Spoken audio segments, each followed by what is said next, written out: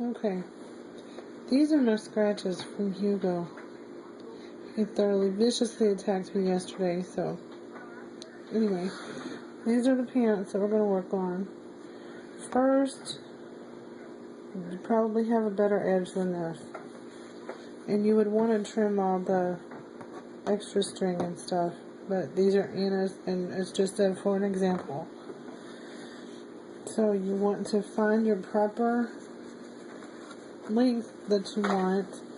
And I hope that I'm not too late on showing you how to do this. But you want to fold them once. And then you want to fold them again.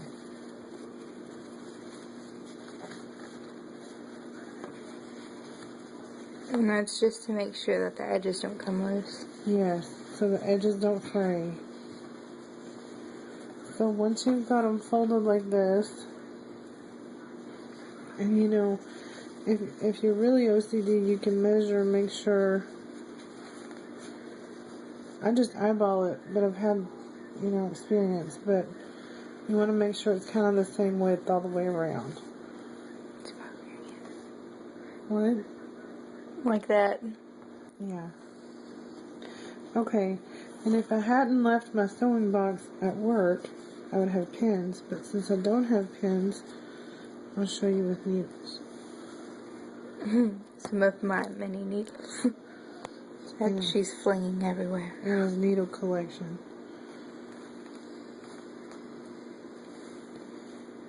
That I just randomly found in a box somewhere. Yes. Okay. And you go all the way around, every 2 inches or so. That should be plenty to hold it, but if it's not, you can go as many as you need to. Okay.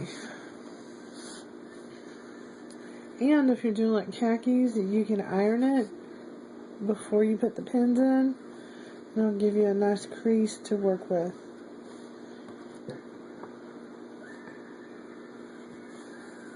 So, here's our needle with the thread, and I'm sure you have the appropriate colors. I know you said you did, but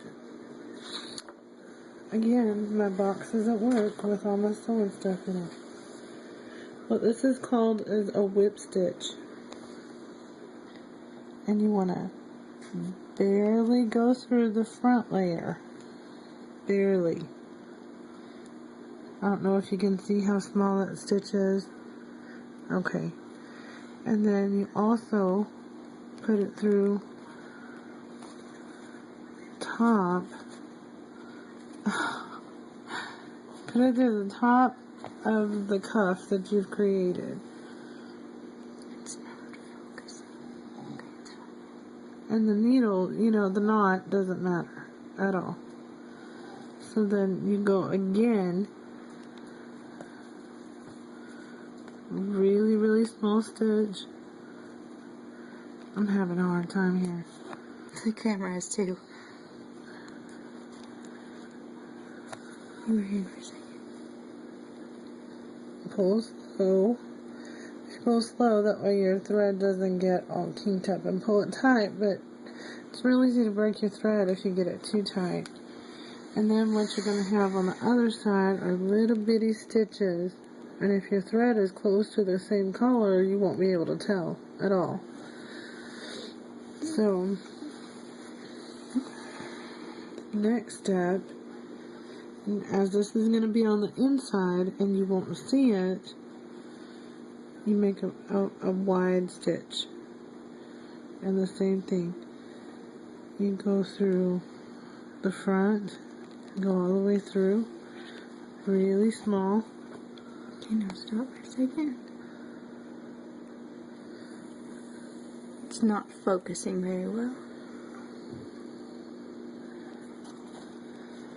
And then once you've gone past the pin, you can take it out. And then you go back through the same way. And just like right next to it. Yeah.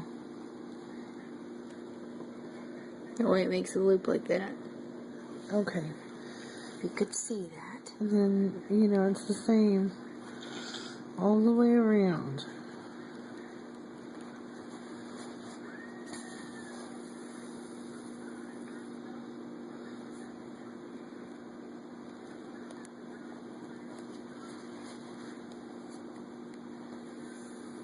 And Mom is not used to sewing with the camera next to her hand. No, I'm not.